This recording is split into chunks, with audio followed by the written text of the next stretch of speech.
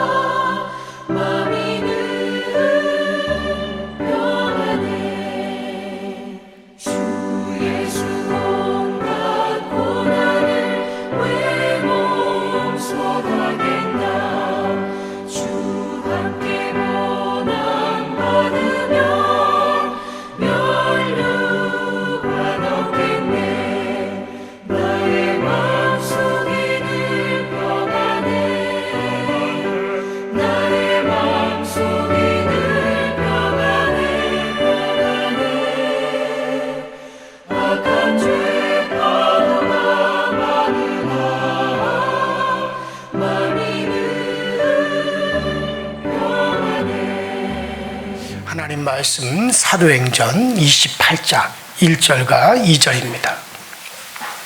사도행전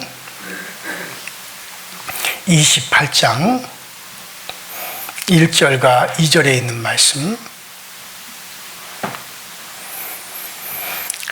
한 목소리로 합독합니다. 시작. 우리가 구조된 후에 안주 그 섬은 멜리데라 하더라. 비가 오고 날이 참해 원주민들이 우리에게 특별한 동정을 하여 불을 피워 우리를 다 영접하더라. 아멘. 자, 뇌성마비로 소아마비로 태어난 사람이 있었습니다. 휠체어에 의지하고 살면서 손과 발을 움직이지 못하니까 얼마나 고통스럽겠어요. 그러던 그가 어느 날 하나님을 만나고 났어요.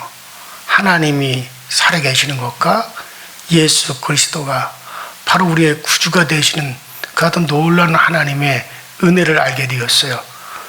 그때부터 나에게도 하나님께서 뇌성마비 환자로 평생 휠체어를 떠나보지 못했고 온몸을 움직이지도 못하는 그였지만은 이러한 나를 통해서도 하나님은 뭔가 하실 일이 있을 것이다 생각하고 자기가 할 수 있는 것은 입을 움직이는 것밖에는 못해요.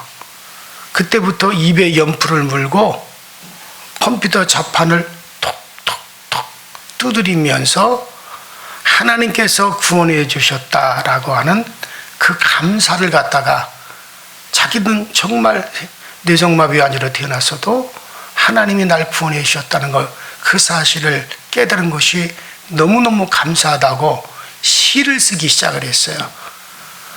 그 시인이 우리가 잘 아는 유명한 송명희 시인이잖아요.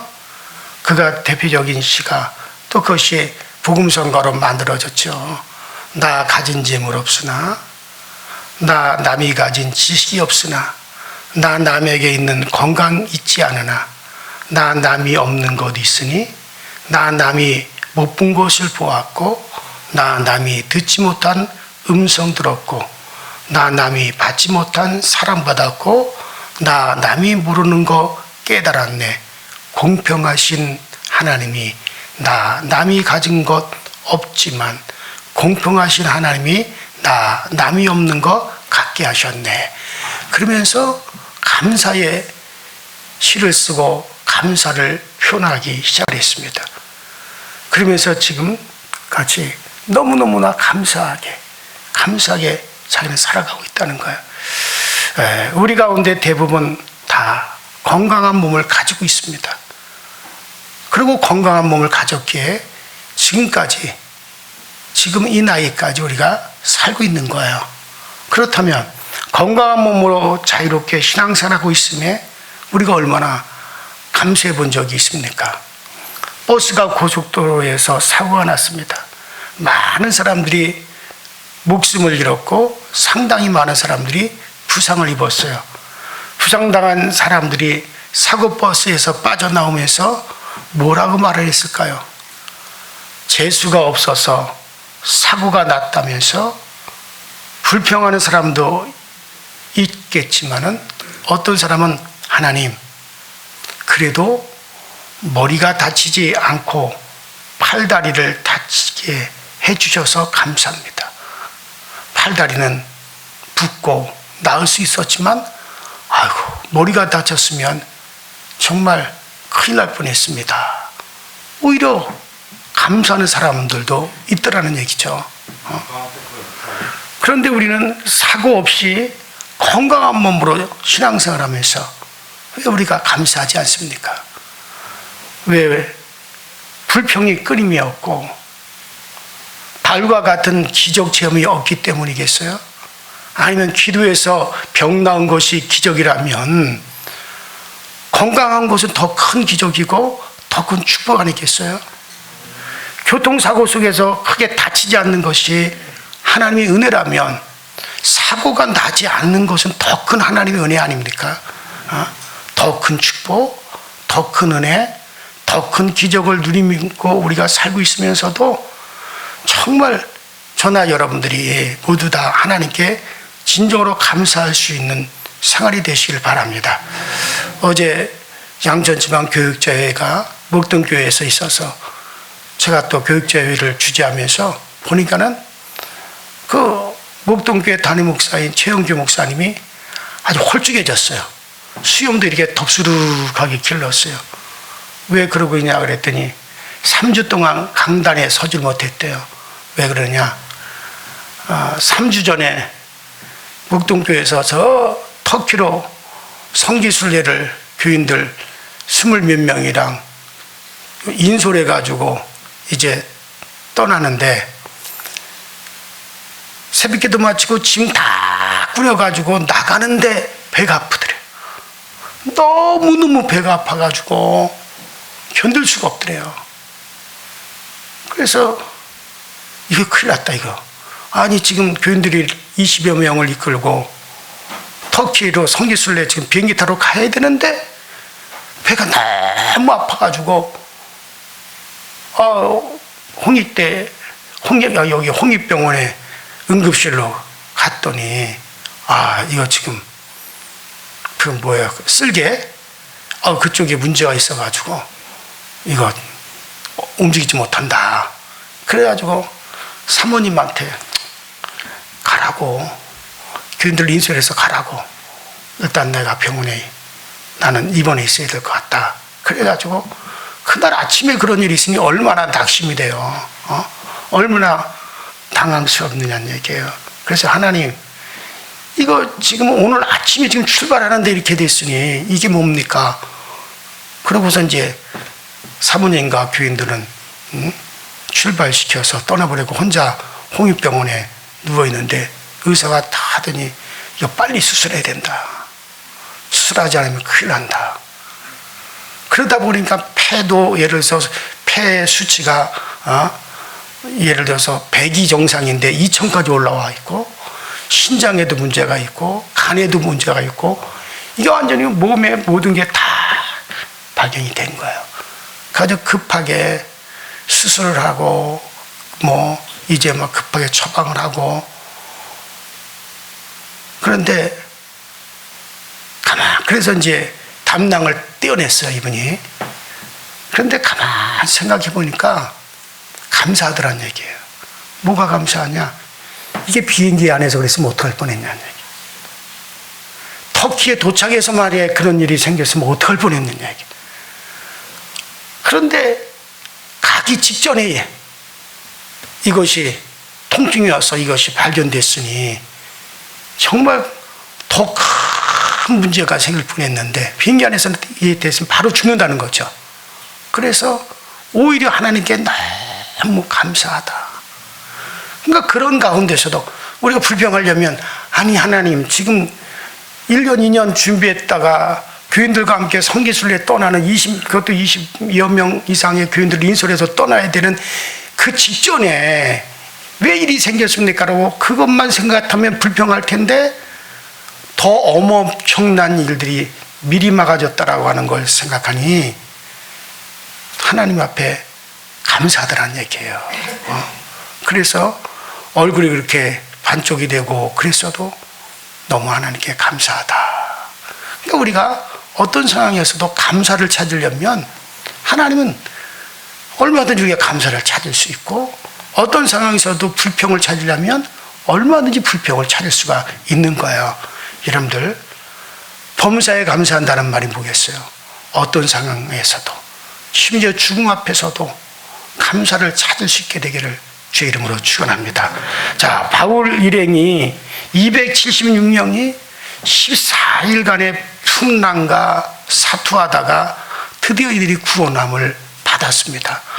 아주 죽는 줄만 알았는데 살았으니 얼마나 감사했을까요? 그러나 우리는 그런 위험이 없으니 더 감사한 것입니다. 자, 바울이 얼마나 감사했겠습니까?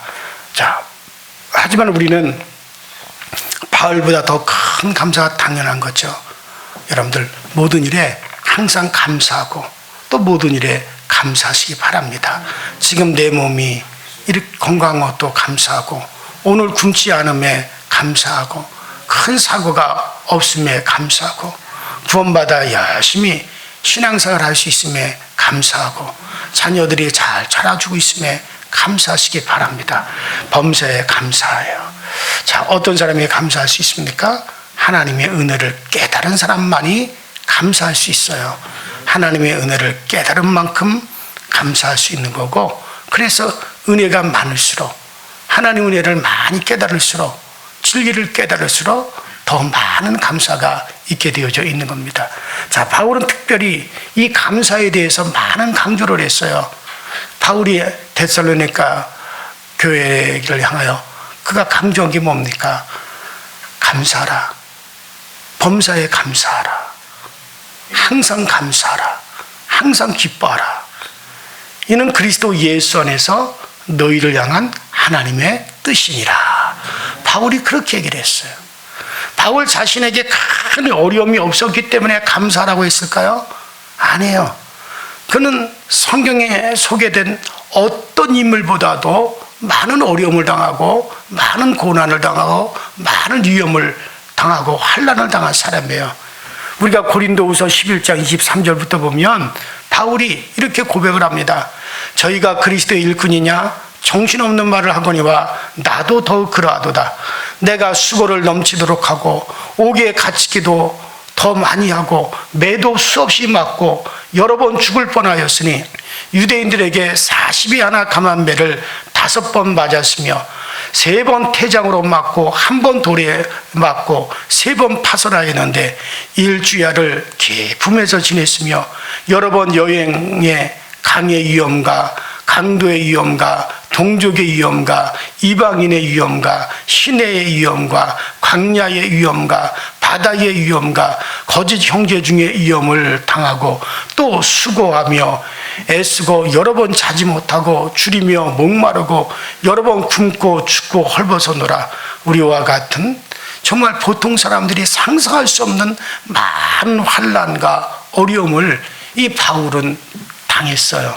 그럼에도 불구하고 감사하라. 범사에 감사하라. 내가 다시 또 너에게 말하노니 감사하라.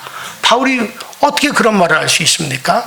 왜냐하면 그가 하루하루 살아가는 것이 온통 하나님의 은혜였고 하나님의 은혜로 구원받았고 하나님의 은혜로 사도가 되었고 쓰임받았고 그리고 감사하는 것은 하나님의 뜻이기 때문에 바울은 항상 감사하라고 그가 그렇게 우리에게 가르치고 있는 거예요.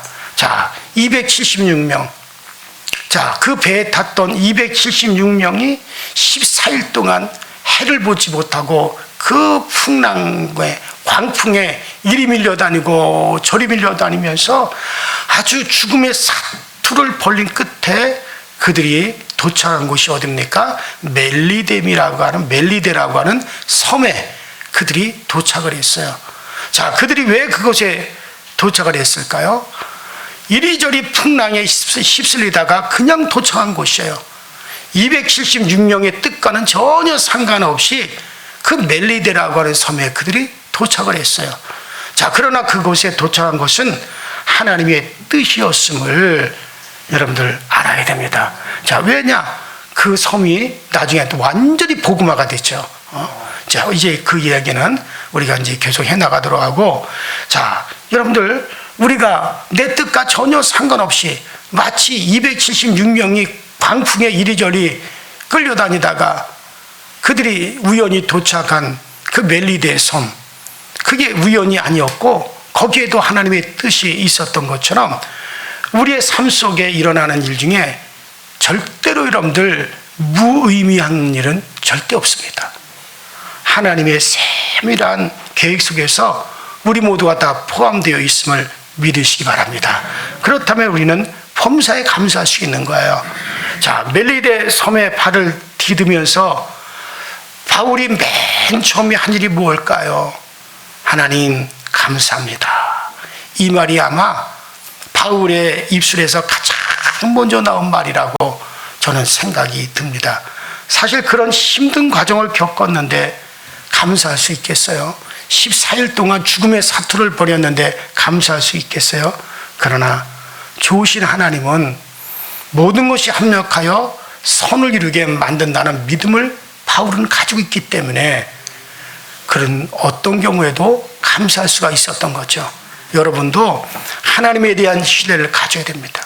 지금 여러분들이 당하는 일이 어떤 일이든지, 지금 여러분들이 겪는 일이 무슨 일이든지 한번 따라합시다. 하나님은 모든 것이 합력하여 선이 되게 하신다. 그래요. 좋은 일이든지 안 좋은 일이든지 슬픈 일이든지 기쁜 일이든지 아니면 내가 뭐 사람들한테 자랑거리가 되든지 부끄러운 일이 되든지 간에 우리가 그리스도 예수 안에 있기만 하면 하나님은 그 모든 일이 결국에는 합력하여 손이 되게 만들어 주신다는 믿음을 가지시면 여러분들 우리도 그렇게 감사할 수가 있습니다. 왜? 하나님 우리 아버지시니까 그분은 합력하여 손을 이루십니다. 하나님에게 반드시 우리에게 승리를 주십니다. 그분은 불꽃 같은 눈동자로 우리를 지켜주시는 거예요. 또 우리의 모든 것을 또 채워주시는 겁니다. 자, 그렇다면 어떤 상황 속에서도 감사할 수 있지 않겠어요? 자, 2절을 보니까 바울 일행은 멜리데 섬에 맨몸으로 상륙을 했습니다. 배가 파손이 되었고 배 안에 있던 물건도 하나도 가지고 나오지 못했습니다. 양식까지 다 바다에 버렸습니다. 갈아입을 옷까지 하나 없는 상태, 즉 거지 같은 모습으로 그들이 그 섬에 발을 디뎠습니다. 또한 이 멜리데 섬은 바울 일행과 아무 연고도 없는 곳이에요. 더군다나 시기적으로 보면은 아주 추운 때예요. 그때가 아주 추운 때이기 때문에 집도 필요하고 먹을 양식도 필요합니다. 게다가 그 숫자가 276명입니다. 엄청난 인원이죠. 살 수 있는 길이 전혀 없었어요. 그러나 하나님께서는 바울의 일행을 따뜻하게 맞이하도록 모든 준비를 다 갖춰 놓으셨습니다. 그 섬에 살고 있는 토인들에게 동정하는 마음을 부어주셔서 그 토인들이 일제히 몰려 나와가지고 그 추운 날씨에 바다에서 올라온 젖은 옷을 입고 올라온 그들이 병에 걸리지 않도록 불을 피워주고 옷을 잘 말리도록 하고 음식을 갖다 주고 그들을 따뜻하게 도와줍니다.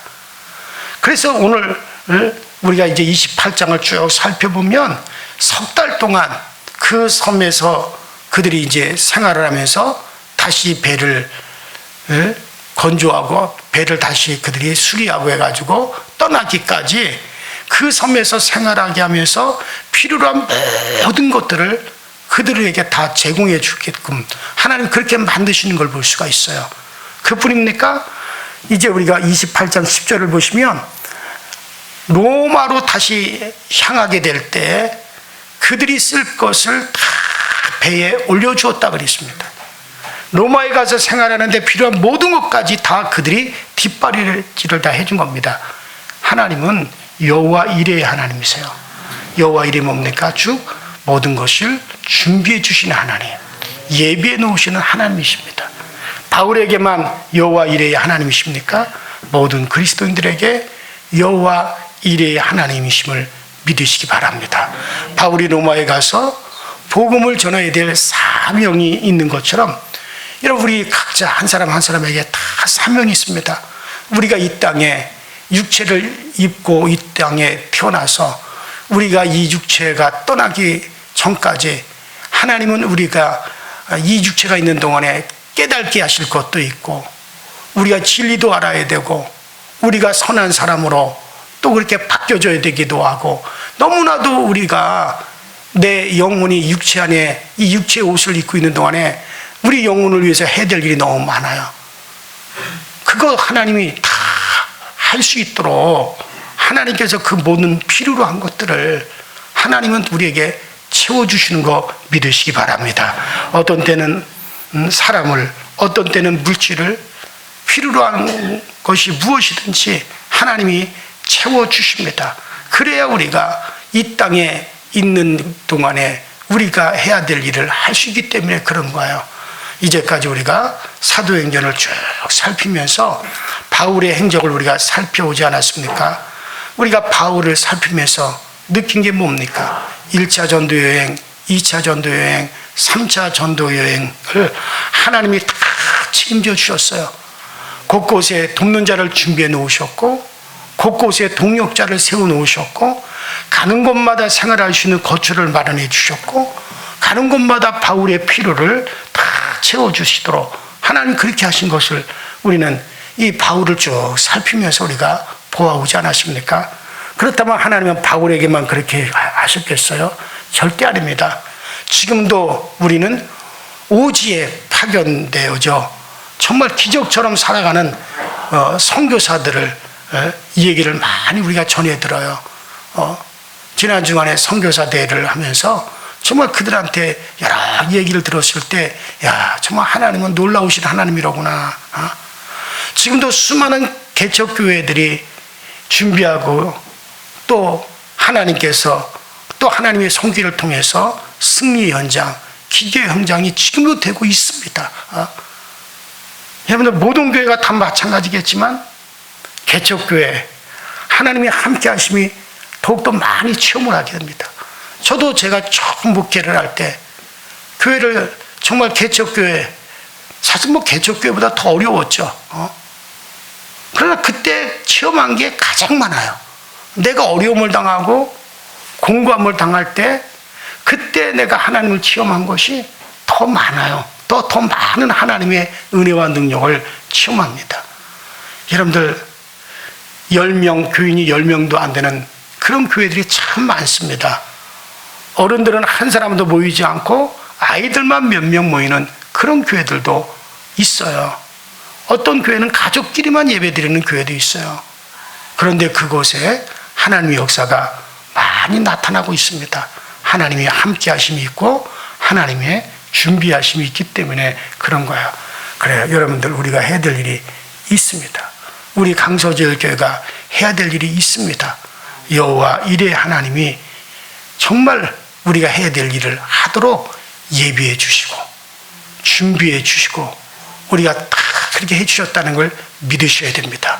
그래서 염려 근심하지 마시고 하나님은 여호와 이레라고 말씀하셨다. 여호와 이레 하나님 되신다고 우리에게 약속하셨다. 그러니 우리가 염려하지 말고 하나님께서 다 준비해 놓으심을 믿고 우리는 담대해져야 돼요. 두려워하지 말고 그렇게 우리가 돼야지 또 일을 할 수 있기 때문에 그렇습니다. 그래요. 하나님이 시키신 일이 분명하다면 하나님은 반드시 준비해 놓으십니다. 믿음을 여러분들이 꼭 가지시길 바라고 하나님이 우리를 위해서도 준비해 놓으셨다. 그래서 해야 될 일이 있다면 주저하지 말고 여러분들이 하시기 바랍니다. 그럴 때 우리 모두 우리를 위해서 준비해 놓으신 하나님을 체험할 수 있게 되기를 주의 이름으로 축원합니다. 기도하십시다. 이제 우리 다 같이 이제 사도행전도 이번 주로서 다 이제 끝이 나게 되는데 우리는 그동안 이 사도행전을 통해서 많은 것을 우리가 알게 되었어요. 특별히 복음 전파를 위한 하나님의 예비하신가 준비해 놓으신가 놀라움을 우리는 봤습니다. 하나님 21세기 사도행전을 이루는 그런 교회가 되게 하시고 사도행전은 28장으로 끝나지만 우리는 사도행전 29장을 써가야 됩니다. 하나님 오늘 우리에게도 성령을 부어주시고 우리를 위해서 예비해 놓으심을 믿고 우리 모두가 담대할 수 있게 하여 주시옵소서. 다 같이 주여 한번 부릅니다. 주여. 전능하신 하나님 우리 아버지 주님 은혜와 주의 사랑에 감사드립니다. 우리는 범사에 감사하라고 우리에게 말씀하신 그 하나님의 그 사랑과 그 은혜를 우리가 늘 아버지 경험하고 체험해 갈 수 있도록 주님 도와주옵소서. 우리는 연약합니다. 우리는 약합니다. 그러나 분명한 것은 하나님의 예비하심은 꼭 있습니다. 하나님의 준비하심은 반드시 나타납니다. 우리가 분명한 믿음을 가지고 우리 모두가 그리스도 안에 있는 것이 확실하다면 그리스도 안에 있는 우리를 위해서 하나님께서는 준비해 놓으십니다. 예비해 놓으십니다. 우리 교회를 위해서 우리 가정을 위해서 우리의 앞으로 살아갈 삶을 위해서도 우리 하나님의 예비하심은 반드시 있습니다. 그 예비하심을 믿고 우리 모든 성도들이 날마다 믿음으로 나아가게 하시고 날마다 소망 중에 나아가시도록 주님께서 늘 도우시고 주님께서 늘 채워 주옵소서. 오직 전능하신 우리 하나님의 손길을 따라서 전능하신 하나님의 은혜를 따라서 모든 것을 아버지 우리가 믿고 의지하고 바라고 나가시도록 주님께서 늘 도우시고 우리 주님이 늘 채워 주옵소서.